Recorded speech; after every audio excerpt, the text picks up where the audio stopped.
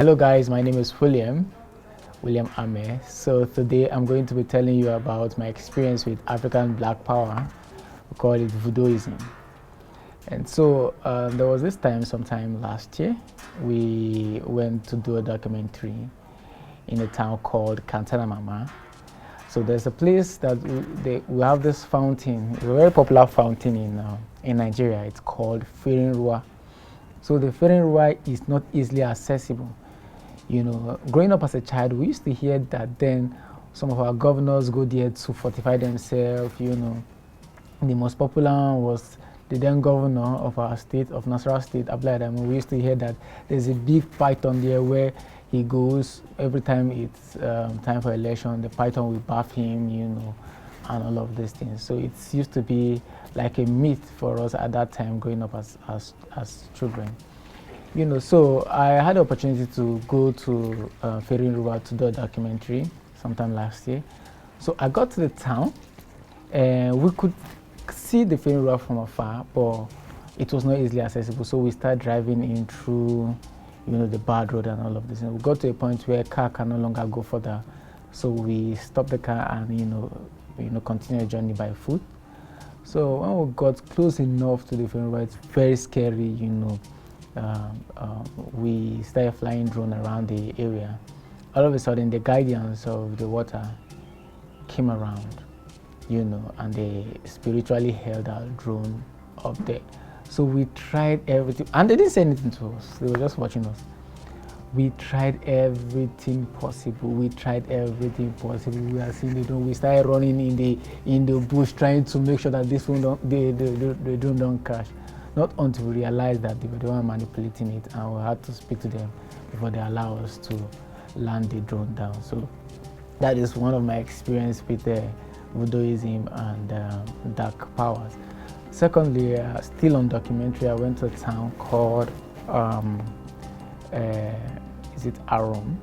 So there in the town, there's this voodoo priest that if you approach her and tell her what your problem is, so her shrine is by a rock. So and on that rock there's a tiny rock, you know, that sits on, you know, the bigger one.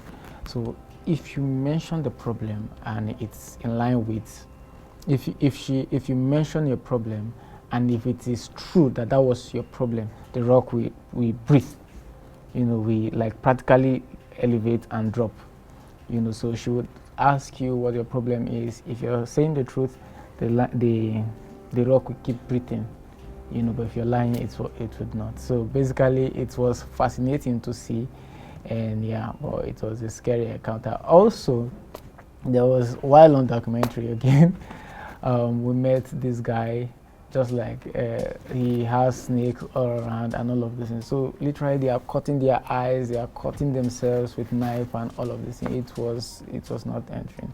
They will send snake on an errand. It will go, you know, different things, you know, using African black powers. And I was in Benin Republic sometime last year, and we got to go to the voodoo temple. And we saw that most of the priests there could literally enchant words, and whatever you wear on your body would fall off literally. And they mentioned that they used those enchantment during the times of slave trade, where anybody who was captured, you know, can just literally enchant words and his chains will fall off and he'll run away. You know, so it's fascinating to see, and yeah, that's basically some of my experiences with African black powers, you call them voodooism. Thank you. Hi everyone, my name is Jere Faith Chris, and I would like to take you guys on the journey of how I experienced black magic, also known as voodooism. It started on a fateful morning. Everybody plugged his phone in a room, a particular room that we normally charge because they have solar in the house. And then we got back, and then all of a sudden all the phones were missing, like almost 20-something phones or so. So my auntie was like, she knows a man that does all those kind of stuff, that all we have to do is go and meet him, or we can call him over to come and check it. When we called him, he said he was too busy with stuffs and the rest, so he couldn't come over immediately. And because we were anxious, we had to follow him. So when we went and saw him, he asked us that what happened. We explained to him how the phone was taken. He said, "She, the person that stole the phone has 2 legs." Yes, and the person walked to the room to come and carry the phone. We said yes.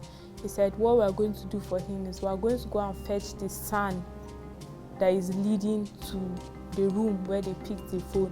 We should just sweep and fetch a little of the sand, and then we were going to buy a white cup and also this schnapps, one alcohol like that called schnapps.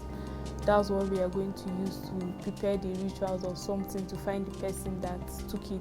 So when we took it, we slaughtered the chicken ourselves. After slaughtering the chicken, we now use the snaps to pour it on the chicken, meaning that according to him, the significance was, since chicken too dey work for ground and the person wey carry am, that's in pidgin, that's since the chicken too is walking on the ground and the person that carried it too is walking on the ground, the same way he carried it is the same way he will bring it back. And then if he's too stubborn not to bring it back, his stomach will swell up like till after 2 days. And just like joke like that, after 2 days, the lady that, it was even a lady that picked it. We waited the first day, the second day. After the second day, that evening, we almost even forgot, we almost gave up hope. But that evening, the lady that picked it came with a very big swollen stomach, always burst himself. The lines were showing like somebody that was pregnant, like about to give birth. And then she was confessing that she was the one that stole the phones. She should not be angry. We should go and revert what we did for her. She's very sorry. She don't know what came over her. And then that was how we had to take her to the Baba place. And then the Baba asked her to provide the phones first before they'll be able to remove that curse from her. So she brought some of the phones, even though they were not complete, and promised to pay back the money for those that she didn't complete. And then she was all right. After a day, she was all right. This is my experience with black magic, and I thought to share it with you guys. Thanks. Good day, my name is Kulpam Husseini Manzo, and I'm about to take you on an experience that I had regarding African black magic or voodooism. Now, there's this particular guy.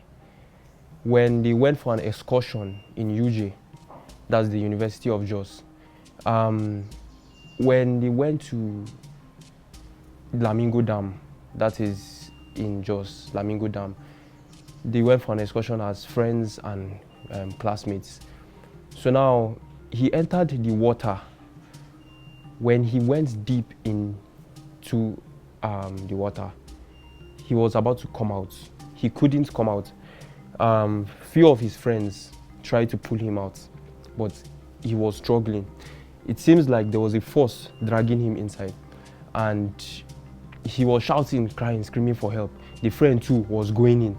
The friend had to come out to look for more help, but people seemed to be very scared and afraid. The thing kept on dragging this particular guy, and it drowned him. After a few hours, they couldn't find his body. So after about a day or so, his body was finally found, and they picked him up, and he was dead, apparently. So this was one of the experiences I've had. Initially, everybody knows in Jos that Lamingo Dam is a place not to be because of all the things that have happened over the past few years, and people don't really engage around that location much because they fear for their lives. And it is said that water is spiritual. So there was a lady, my senior, direct senior. She went to the dam, dropped everything at home, came to the dam, entered the water, and intentionally tried to commit suicide. We were not sure what inspired her to do this. It was, rumor has it that she got vexed by her parents for shouting at her. But more rumors has it that the water was calling her, and she went into the water, and after a day, 2 days, 3 days, her father kept on coming to check if her body would show up. He saw her slippers by the bank, and he picked it up and went home. Her body finally came to the surface, and she was buried. And that's how we lost her. It is rumored that that particular water body carries a lot of spiritual energies and spiritual things, like mermaids and things like that, where that we think did not even exist. And there was even a time they found a dolphin in the dam. As Nigerians, typical Nigerians, they carried it and killed it. Yes. So I think these things are actually in our reality right now, and they are beyond film and imagination. It is said that if you are not from the town, you would be taken and not returned. But if you are from the town, you have a possibility of escaping these energies and bodies. So yes, that is my experience.